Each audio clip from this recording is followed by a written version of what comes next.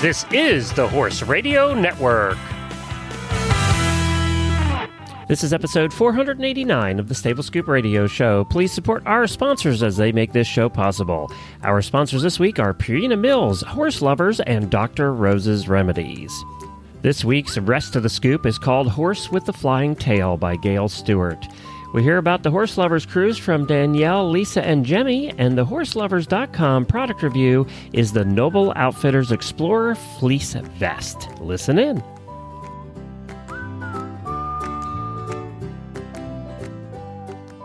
Well, hi everybody, Glenn the Geek here, and it's good to be back. We just got back from the Horselovers cruise that we were on last week, so we have a brand new show for you this week. We're going to hear more about the cruise from several people who were on the cruise with us. We had about 40 listeners on there, and they're going to talk about how they enjoyed it and what kind of fun they had in the Caribbean last week, while the rest of you were freezing or getting rained on. Our thoughts and prayers are out to everybody in the middle of the country with all the flooding that you've been having, and I know there's more bad weather predicted, so we're thinking about you, and we're praying for you and your animals. First up today, we have Gail Stewart with her latest story for the Rest of the Scoop called Horse with the Flying Tail. Here's Gail. Horse with Flying Tail by Gail Stewart.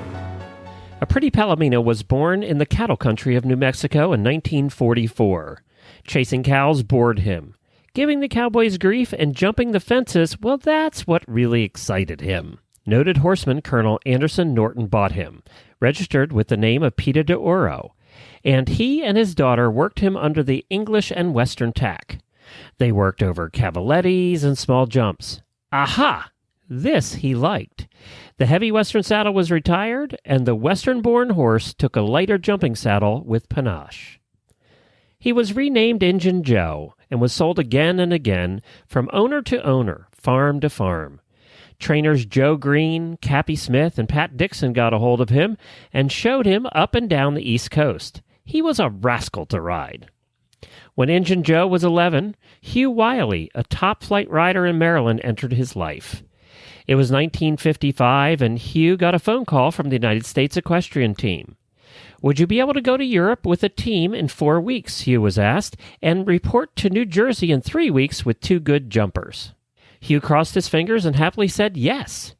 Knowing that he had only one horse, a working hunter, he needed another horse double quick. Well, he queried his friends in his considerably prestigious horse world, and someone suggested he look at Injun Joe, who was showing in Pennsylvania at the time. Hugh knew the horse and thought he looked awfully difficult. His opinion changed when he saw Joe leave out strides and sail 2 feet over big oxers. Hugh took him home. Hugh auditioned Joe and his hunter for Bert Denemethy, coach of the United States Equestrian Team.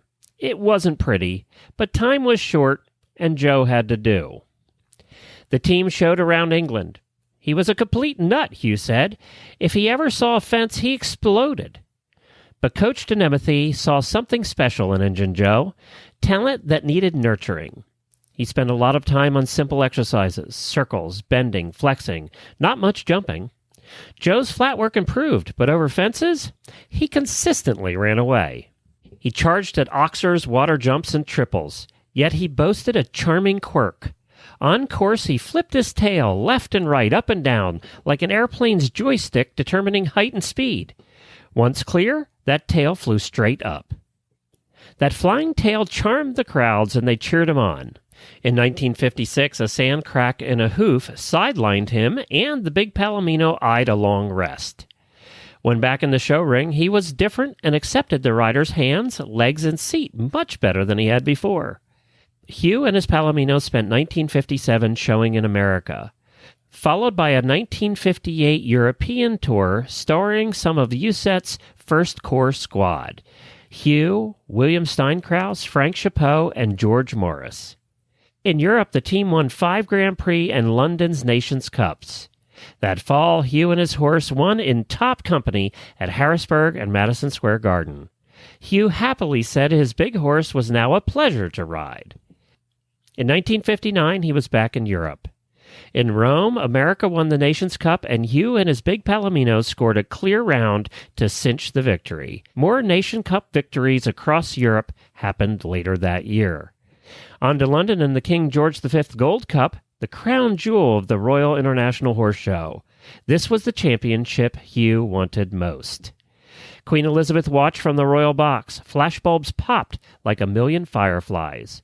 Movie cameras whirled. The glitz, the glamour, the glory of the moment. Hugh had to remind himself to breathe. The Hugh Wiley team went clear for the first 2 rounds. Perfect. Competition fell away. The 3rd round decided the winner. Hugh and his former ranch horse against the Spanish team. And the clock. They entered the ring. Immediately, Hugh sensed something was wrong and half expected to see fire flying from his horse's nostrils.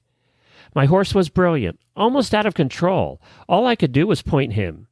Hugh compared his thrust on takeoff over the water jump to a jet engine, clearing it by 5 feet. Up flew the tail. The cup was theirs, the crowd went wild, and Hugh was over the moon with joy. They competed on 7 winning Nations Cup teams and posted the best individual score when Team USA won the gold medal at the Pan American Games in Chicago. Hugh's next dream was to ride his Palomino at the 1960 Olympic Games, but hope turned to heartbreak when his now famous horse caught pneumonia on a trip to Rome. The dream evaporated. Back home, after a bad fall, the Palomino was retired to life on Hugh's Maryland farm, just being a horse. The horse with the golden coat and tail lived to an elderly 23 and was inducted into 4 Halls of Fame. Many a wild ride I had on that Palomino, Hugh said about his horse with all the names. Peter de Oro, Injun Joe, that rogue of a horse. Well, Walt Disney gave him yet another name, The Horse with the Flying Tail, a documentary that won a 1960 Academy Award. But his most famous name, the one given him by Hugh Wiley in a salute to his service in the U.S. Navy, was Nautical. Big success of the day was Mr. Hugh Wiley of the United States. Riding Nautical, he beat Pat Smythe by 2 seconds in the Manifesto Stakes. He then went on to win the Horse and Hound Cup, again riding Nautical, taking the trophy for the chief jumping event of the day. The story was written by Gail Stewart, who is author of 100 Horses in History, True Stories of Horses Who Shaped Our World. To find out more about Gail and her books, visit 100horsesinhistory.com. That's 100horsesinhistory.com. Do you know how to tell if your horse is a senior? If you guessed age, you'd be wrong, because not all horses age at the same rate. So how do you know your horse has entered their golden years? Well, you might notice gray or white hair around the eyes and muzzle, weight loss, low energy, decline in dental condition, or a choppier gait due to aches and pains.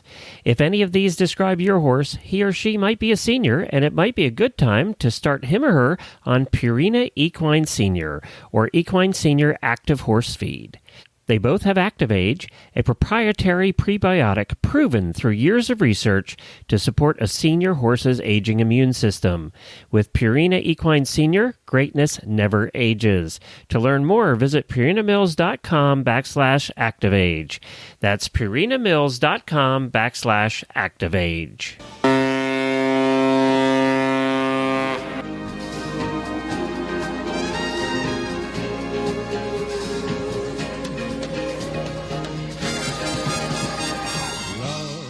Was part of our cruise wrap-up, talking about the Horselovers cruise that we just got done with last week, and I'm still recovering from, because I might have drank too much and ate way too much. We have Danielle with us and Lisa with us, and Danielle, thank you for doing this cruise wrap-up with us. No problem. Now, you and your husband came along. Matt was there, who I thoroughly enjoyed hanging out with, and you left your baby at home, and we have a 1-year-old baby, and you guys, this was your first real trip since the baby, right? Yes. And was it your first cruise? No, it was my second cruise, and I think he was on 2 as like a teenager. Okay. Before, but it was our first cruise together. Okay, cool. And did you have an inside room, an outside room, a balcony? What'd you have? We had an inside room. Okay. And Lisa, we'll bring her in. Now, Lisa brought the whole family. She brought her reluctant husband, George, along, and then the 2 kids, who were how old? Almost 9 and 11. 9 and 11, and they were so much fun. We had a good time with the kids. So they were the only kids on board, too, so we're going to talk a little bit about that. But you've been on cruises before, too, right? I'd been on one about 12 years ago, a princess cruise, and we hated it. And we said we'd never do another cruise. So there you go. Well, I said the same thing. I said I'd never do another cruise either. Oh, this is perfect then. We'll find out whether you'll do another one after this. So, well, let's start there. So, Lisa, you said, okay, we're going to take the family. Did you only come because it was a Horselovers cruise and you kind of knew everybody from the auditor room? Well, that was part of it, but it was mostly because it fell over my 40th birthday, and I thought it would be a really fun thing to do with the family for my birthday and just to kind of be around fun people from the auditor room. Okay, good. Well, let's find out. Let's just go to the bottom line. Was it better than your princess cruise? Oh gosh, yes. We are already talking about the next one. Oh, yay, good. Because I wasn't sure what the answer was. I'm glad that was the answer. The kids, now they were the only kids in our group. Now they were pretty much the only kids on the ship. There weren't a lot of kids on the ship that I saw. So did they have a good time though? They did have a good time, and I did notice that I think because school was in session, there weren't a lot of kids, and they noticed it too. But I think for a first cruise, it was okay because they had a lot of adults to talk to, and they got to kind of run around and be independent. They had their own key and their own room, although we had an adjoining room, so they could kind of come and go as they wanted to, as long as they checked in with us. And we didn't have to worry about them getting into trouble with, a bunch of rowdy teenagers. So it worked out pretty well. Well, not only that, there were 40 people on the cruise keeping an eye on them. So there was that too. Yes, exactly. And I was hoping they wouldn't annoy those other 40 people. So they didn't annoy me. Did they annoy you, Danielle? Oh no, they were definitely like part of the highlight. Like the game show night, it was so much fun. Yes, it was. Finley was on my team, and that was a good time.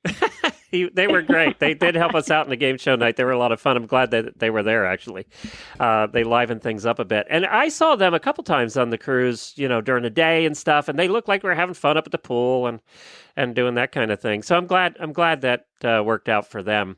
Now, how about George? He was a little reluctant, apparently, right? He didn't want to hang out with us horse people. Yeah, when I told him it was a HRN cruise, he kind of gave me that look of like, what? Because he's a newer horse husband. I've only had a horse for about a year and a half, and he wasn't 100% on board when I decided to get the horse. So he's coming around. So he wasn't sure what to expect, but he ended up having a good time, and he thought it was a great vacation for us. Good. So he didn't go away saying those people are weird, or did he go away saying those people are weird? No. Okay, good. Well, no, maybe some. No, he thought everybody was really nice, so he had a good time. Well, good. There were enough horse husbands on the cruise too that I think that made a difference. I think if it had all been horse women and only one or two husbands, it would have been different. But there were a lot of us on board, so that was kind of nice. It was nice for us too, because he also, Glenn, he had the drink package, the all-you-can-drink package, so I think that might have helped too. Yeah, I think by the time we got to Horse Husband's Hour at 9 o'clock the one night, I think he had a few. I think we all had, actually. Probably. So he wasn't the only one. So, Danielle, Matt, what did he think as a horse husband? He loved it. He had fun. He came back so late for us. Like, I think it was like 11:30 or 12 o'clock he came back. From Horse Husband's Night? He was having a good time. Yeah, he said, he didn't tell me what all happened there, but he said, we were just chatting. That's pretty much what happened. I actually cut out earlier than they did. They stayed a ways longer than I did. I actually beat Jennifer back to the room that night. I think I was pretty tired, or not finding my way back to the room real well, one or the other. But how about you guys? What do you think? Did you do anything fun in ports? Did you do anything fun in port, Danielle? We did not schedule any excursions in the ports because we've been so busy the last couple of weeks that we wanted to do nothing. Like, we just wanted to relax. But Nassau, we visited a beach over by Atlantis, and that was pretty. And then was that the nude beach Coco Cay over there? You didn't? No? Okay. No, we didn't find that one. It's over there. We passed it in the boat. Probably somewhere. Yeah. And Coco K, we went snorkeling. We borrowed snorkeling gear from Megan and her mom. oh, okay. And we got to see a stingray while we were snorkeling. Oh, and we were just cool. on our own. Oh, very cool. And that was fun. Yeah. So did you have the relaxing vacation you had hoped for? We did. Like, we had as much relaxation as we wanted, and if we wanted to be out and about doing stuff, we could. So you could make it what you wanted. And Lisa, how about you? Did you guys do anything fun in port? We did. In Nassau, we went and did the dolphin encounter on Blue Lagoon Island, and it was so awesome. We had such a great time. And we only had 30 minutes in the water with the dolphins, but we got to like hug them and give them a kiss and dance with them. And all four of us thought that was like the coolest thing. And Trooper is joking that he can't believe his first kiss was with a male dolphin named Andy. And then when we were in Key West, we ended up doing the conch train tour, which I liked, but both kids fell asleep. And we ended up getting off at the halfway point and not getting back on. And we also did the Shipwreck Museum, which we all really liked. That was pretty cool. Yeah, Jennifer did that too. She really liked that museum. She thought that was pretty neat. Now, we all ate dinner every night. And it was one of the decisions we had to make, actually, when we set up the cruise, deciding how we wanted to structure things. And we really didn't want a lot of structure. We knew we didn't, we were going to do game show night, which turned out to be a lot of fun, and everybody won a prize. It turned out. It worked out well that way. I hope you guys enjoyed that, but it was fun to do. And then we had dinner together every night, and that's the decision we made. We were like, okay, do we let everybody just get assigned their tables, or do we try and get our tables together?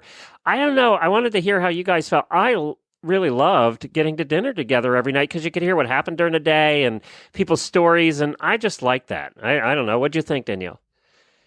Yeah, I like that. I think I wouldn't have liked it as much if we were spread out. Like, I like that we were all together, and our waiters and waitresses let us switch tables up each night because you're technically assigned one table, but we were able to move around. Like, one night you'd eat with one group, and then the next night you'd get there and that table was full, so you'd sit at the next table next to you, and you got to chat with everybody. Lisa? And I thought that was really fun. You think so too, Lisa? You think that was good? Yeah, absolutely. I thought it was great to mix it up and talk to different people. And we stayed at the same table, but the people that were at the table seemed to change every night, which was great. And we had, our waiter was fantastic.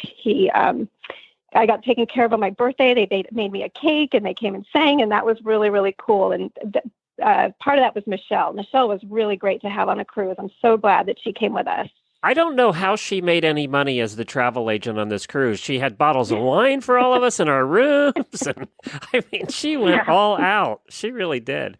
She was fabulous. I'm going to put a plug in. That's MEI Travel, and Michelle from MEI Travel. If you're even taking a personal cruise, you can book through her. We do not do our cruises without doing a travel agent because they handle everything for you. If something goes wrong, they take care of it. Even if you're doing just a cruise for yourself and your family or your husband and wife, do it through a travel agent. Don't book it yourself. It doesn't cost you any extra. And they truly, you guys see, she even had office hours. I mean, it was crazy the amount of effort she put into it. Considering our group was 40 people, it wasn't like we were there with 300. It was 40 people. So it wasn't a ton of people, but I just loved her. So I'm going to go back, and Danielle, your highlight of the cruise that you can talk about that's not, that's G-rated? Probably Key West. I loved Key West. I did too. I agree with you. We had a good time. We just wandered around and stopped at different bars and saw the Southern Point, and it was just fun. And the people were fun. I think it wouldn't have mattered where we went because the people were so much fun. We had a good time in Key West, too. Jemmy and I were recording a show, and I'm having Jemmy on next. We're going to hear from her, who's a non-horse person going on the horse cruise, and also it was her first time cruising, so she's up next. Lisa, what was your highlight? What did the family talk about? What was their highlight? I think for us, it was probably the dolphin thing because none of us had ever done something like that before. And like taking the cruise out to the island was really fun. Like on the way back, the staff on the boat had both my kids up in the front of the boat dancing and doing the Macarena and and neither of my kids are super outgoing. They're, Finley has his moments. Trooper's pretty shy. But both of them were up dancing, and I have the cutest video of them dancing with these two guys from the the Blue Lagoon. So that was probably our favorite part. Well, we've officially decided today that we're going to do it again. We're going to do another one next year. We're trying to look at a different itinerary so that we don't go to the same ports every year, which is a little tough because it is somewhat restricted that way. But we're looking at the options and what we have available. So we'll hopefully be able to make that announcement in the next couple of weeks here of which one we chose. So we hope you guys can come back again sometime. That would be fun. That would be fun. Would be. All right. Yep. Thanks a lot, guys. Appreciate you coming along. It was a blast.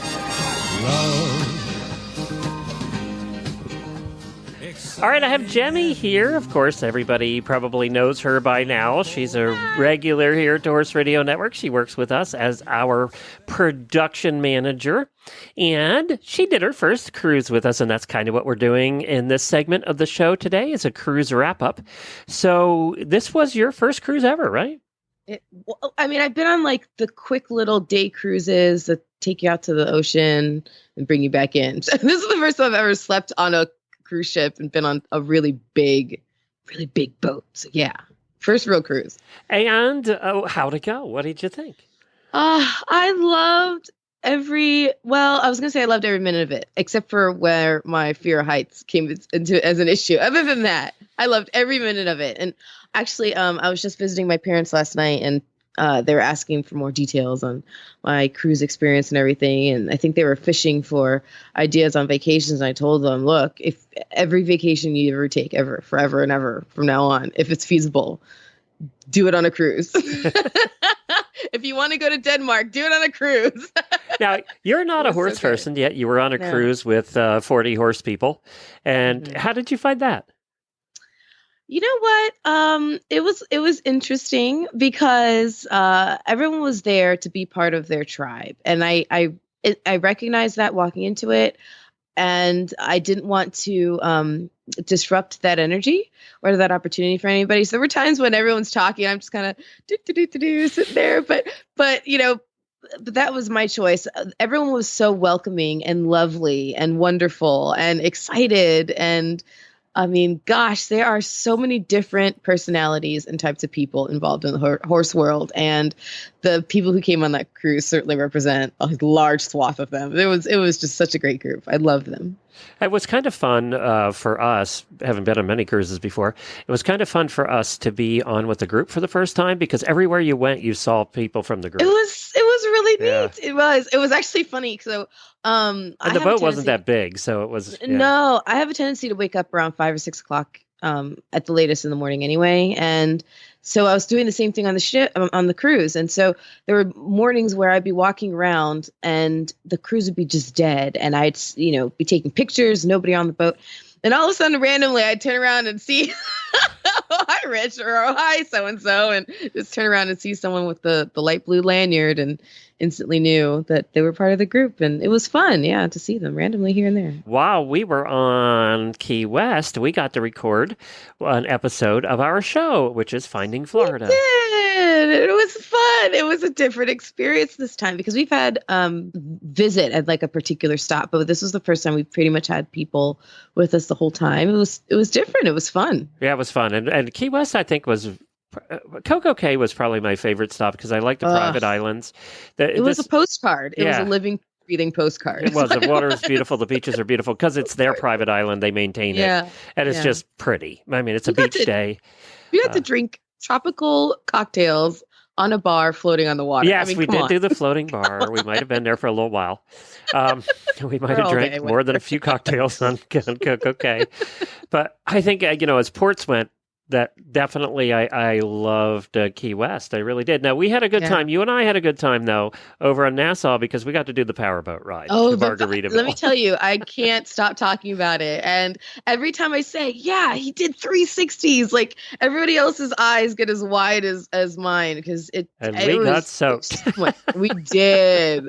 And they knew what they were doing, too. They knew that we got used to the water coming in on the sides, and they switched it up how they did the 360s, and the water started coming in from the back. They knew what they were were doing. We did. It was fun. It was kind of, if you have kidney problems, probably not a good ride to do. Yeah. I caught you wincing a little Yeah. bit from the old rib injury.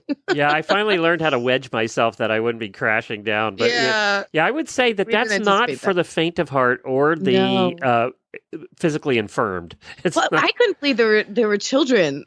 Like a 7 and 8 year old or whatever they were. So we on must that have been doing thing. 50 miles an hour at points. I mean, it was flying. Yeah, over the bumps. So much fun. And then they dropped us at Margaritaville. So we got interviews while we were on that island too, on Nassau. And this episode coming up of Finding Florida is going to be a lot of fun because it's our Key West experience as well as other cruise stuff. You know what's awesome? When we get back from these adventures, we have to upload our audio, and I won't get into the boring specifics, but I get a chance to review everything briefly as we're sending things back and forth to each other. And on this adventure in particular, some of the interviews and people we got to meet they were so different, from the ladies who had built up this business on their own in the Bahamas for the power boats to the street performer who's been on the same corner for 35 years. There were so many different people on this trip in particular. I don't know if that says something about Key West or what, but it was such a good time. It really was. I'm excited to put this episode out. I think people will love it. Yes. And I just want to give kudos once again to Laura Myers and the people out there at Key West and the Florida Keys for hooking us up with their VIP passes and all of that stuff and just helping us out. They were phenomenal. They really were. It was a lot of fun. And, so would you recommend if we do this, which I think we're leaning towards doing another cruise next year? Do it! Horselovers Cruise 2019. I was just looking at the possible ports and stops. Would you recommend it to people? 100,000,000%. I just made up a number like my 5-year-old, but 100,000,000%. Yes. It's okay. For someone who's never cruised before, cruising is amazing because everything that you need, they cater to you and it's easy. You go to a different place every day, you have the schedule to be back on the boat, and then you have dinner. So everything's just easy. I can't emphasize enough. It's just easy. But for people who've been on cruises and appreciate that already, there's something about being with your tribe that just adds so much more to it. And I'm speaking as a non-horse girl, so I saw it from the outside, but I still was able to very much recognize it. I imagine if I was on a cruise full of like Lego enthusiast. There probably is one, actually. Or John Williams fans or whatever, I'd be going nuts. But yeah, it's a must do. So if you guys do it again next year, if must, definitely, yes, do it. Please, if you're out there listening, you have to go. You have to go. It was so much fun. Dr. Rose's Remedies Skin Treatment Salve and Spray are 100% all-natural products. They are anti-inflammatory, antibacterial, antiviral, and antifungal. Dr. Rose's are made with all human-grade ingredients and are safe and effective for treatment for all manner of cuts and scrapes on your horse. And Dr. Rose's is the must-have product here at the Horse Radio Network headquarters to keep PT Scooter's delicate white pasterns free from dew poisoning and scratches. Ask for Dr. Rose's at your local tax store or feed supplier, or visit them online at drrosesremedies.com. That's drrosesremedies.com.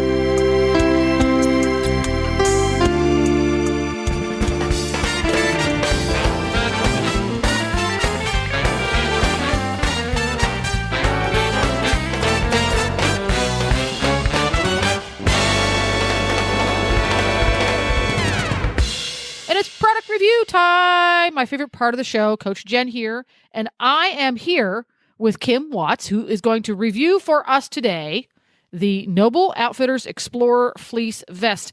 What part of the country are you testing your vest in? I'm testing it in Southern California, where the last few days have been in the 80s. But I actually wore it. I wore it when I went up and trained up in Hanford, California, and it was a lot cooler there and colder. And my estimation was cold, like in the 40s and 50s. I know that's not cold. People for are still a lot of hating you, places, so Kim. for us, Still hating I you. know that, Yeah. but for us, that's still cold. So, but a vest is a perfect place to put that kind of temperature to use. And that's probably why I have so many different types of riding vests, because we don't get that cold here. Oh, well, then you're a vest expert. You're going to be the person to ask. Tell us what you thought of it, how it fit, whether or not it's soft and wonderful. Tell us it all. Okay, it is. I got it in Duchess blue, so the blue color was fabulous, and I love buying things in blue because it makes my eyes pop. And it says it's fleece. Now, for most people, you think polar fleece and your hay and your shavings and every bit of slobber from your horse sticks to it, and it's coated in it. But this is like a smooth fleece, almost more like the material, I would say, like those scuba dresses and things that people are wearing. So nothing stuck to the outside of the vest at all. Oh, that's useful. It would get dirty, but yeah, nothing stuck to it. So no horsehair, no shavings, no bedding, nothing. So it was great. It has a long zipper and a little horseshoe on the zipper pull, so that's really cute. The neat part about the zipping it all the way up to the neck is it makes kind of a cowl neck. So if it's really cold, you can kind of like puff it up around your ears, or even wrap a scarf around your neck inside the collar, and it stayed perfectly. It also has a little cover tab over the zipper, so it's not like scratching your neck every time you turn your head back and forth. And it's also a little bit longer than a lot of traditional riding vests that hit like at your breech level, a little bit longer. So it was great when I did wear a short coat. I actually put the vest over the top of the short coat. Like a schooling jacket to add to a layer of warmth. The pockets are just a vertical pocket, but it's got kind of a wide band at the bottom. And it doesn't look overly horsey. It does have their logo and stuff on it. Not that I cared if it looked overly horsey, but admittedly, I also wore it out like on New Year's Eve to a casual party. I liked the vest, thought it was fabulous. It looks good. I've washed it. It washed great. I don't put anything like that in the dryer, but threw it in the washer with everything else, similar colors, and it came right out. It coordinates with all the basic color breeches like brown, gray, black, blue, or navy blue. Coordinates great with those. And I also noticed, and inadvertently got for Christmas, a Noble Outfitter long sleeve shirt, and it was in Seaport blue or something, and that looks great with it. There you go. So it's the Noble Outfitters Explorer Fleece Vest. As we record this review, available at horselovers.com for $69.95. And thank you very much, Kim, for doing our review tonight.